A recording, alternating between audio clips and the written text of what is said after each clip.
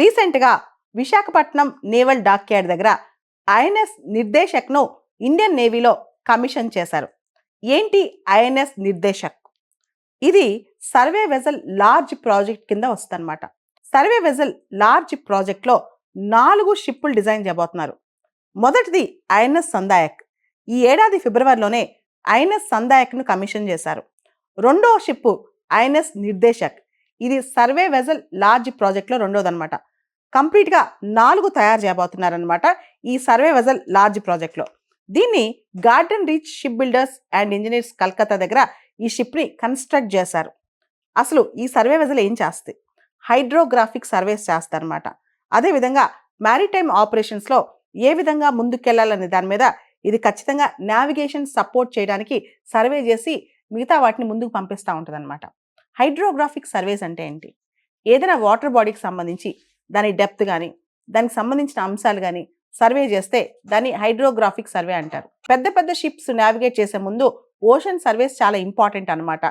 So INS నిర్దేశక్ అనేది charting of the oceans, ఓషన్కి సంబంధించిన ప్రధానమైన మ్యాపింగ్ చార్టింగ్లో కీలక పాత్ర పోషిస్తారనమాట.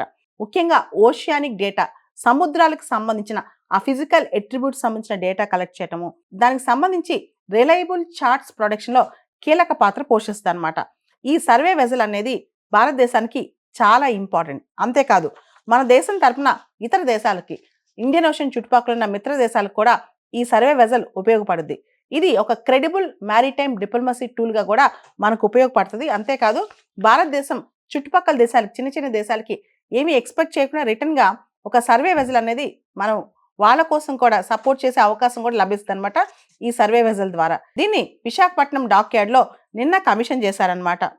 భారతదేశం యొక్క చుట్టుపక్కల ఉన్న దేశాలు కూడా హైడ్రోగ్రాఫిక్ కోఆపరేషన్ కోసం, ఓషన్ రిలేటెడ్ డేటా కోఆపరేషన్ కోసం భారతదేశంతో కొలాబరేట్ చేస్తున్నాయి, భారతదేశం మీద డిపెండ్ అవుతున్నాయి. ఈ సందర్భంగా ఈ ఐఎన్ఎస్ నిర్దేశక్, ఇంతకుముందు వచ్చిన ఐఎన్ఎస్ సందాయక్ చాలా కీలక పాత్ర పోషిస్తాయి. ఐఎన్ఎస్ నిర్దేశక్ కన్స్ట్రక్షన్లో 80% ఇండిజినస్ కంటెంటే, అంటే స్వదేశీ పరిజ్ఞానంతోనే దాదాపు 80% ఐఎన్ఎస్ నిర్దేశక్ను రూపొందించారనమాట. దీనిలో చాలా అడ్వాన్స్డ్ హైడ్రోగ్రాఫిక్ సిస్టమ్స్ కూడా వాడారు.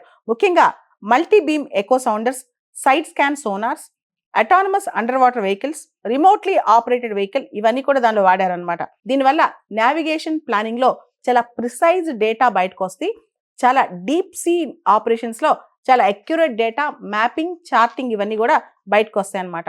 దీనివల్ల భారతదేశం యొక్క ఓషానిక్ సర్వే కేపబిలిటీస్ పెరుగుతాయి. దాంతోపాటు faster and safer data collection, చాలా త్వరితగతంగా చాలా సేఫ్గా మంచి డేటా మనం కలెక్ట్ చేసుకోవచ్చు ఓషానిక్ హైడ్రోగ్రాఫిక్స్ సంబంధించి. దాంతోపాటు ఏదైనా షిప్ యాక్సిడెంట్ జరిగినా, షిప్స్ ఎక్కడైనా మునిగిపోయినా దానికి సంబంధించిన ఐడెంటిఫికేషన్ కూడా తొందరగా వస్తాయి. వీటన్నిటితో పాటు ఎన్విరాన్మెంటల్ స్టడీస్ కూడా, ఓషన్ ఎన్విరాన్మెంటల్ స్టడీస్ కూడా ఈ ఐఎన్ఎస్ నిర్దేశక్ లాంటివి పనికొస్తాయి అన్నమాట. ఈ ఐఎన్ఎస్ నిర్దేశక్ ప్రత్యేకమైన లక్షణం ఏంటంటే 25 రోజుల పాటు ఇది సముద్రంలోనే ఉండి రీసెర్చ్ చేయగలదు, సర్వే చేయగలదు. మోడీ గారు ఆల్రెడీ చెప్పారు సాగర్ అని చెప్పి, SAGAR, security and growth for all in the reason.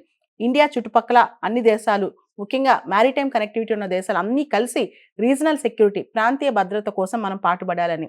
ఒక పక్క చైనా స్ట్రింగ్ ఆఫ్ పర్ల్స్ పాలసీతో ఇండియాని చుట్టుముడుతోంది. ఈ సందర్భంగా మనకి ఇలాంటి సర్వే వెజల్స్ చాలా అవసరం.